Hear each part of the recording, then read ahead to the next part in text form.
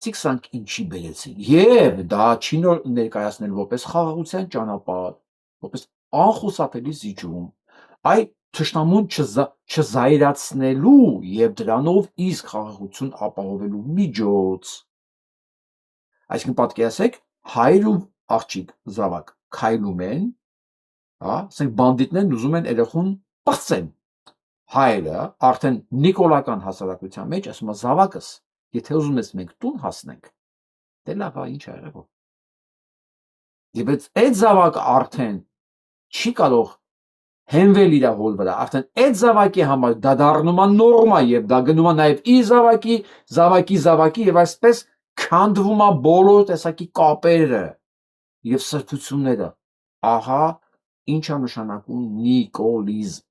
Ես չէի կարող սա հաղորդման մեջ դնել ինչ որ, սա պետք է անպայման առանձին լիներ, որովհետեւ ոչ մի հաղորդման ֆորմատի մեջ այսքան երկար այս կարևոր թեմայի մասին խոսել չէր լինի, թեման շատ կարևոր է, շատ, սա ատոմային ռումբ է դրած, ոչ թե պետականության, հասարակության տակ,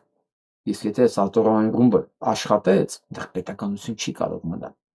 արդեն ում է պետք է պետականությունը, այդ հայրենիքը, այդ պետությունն, այդ միջավայրը, եթե քո շահերն ու անվտանգությունը չի սպասարկում, ինչքանով է ձեռնատու լինել այդ հասարակության մի մաս, ինչքանով է այդ միջավայրին հնարավոր ասել հայրենիք, ինչքանով ես դու ուզում ապրել այդ պետության մեջ, պետություն, որ թքած ունենա քո վրա, այսինքն դու չկաս իր համար, գոյություն չունես, դու ամենը սակարկման թեմա ես, առարկա, ու թե երբ քեզ կզոհաբերեն, դա կախված է շատ որոշակի հանգամանքներից, եւ այսպես մենք պետք է ապրենք, ես չեմ ուզում, ու ես ամեն ինչ անելու եմ, որտես չլինի, ես սա եմ ուզում ասել,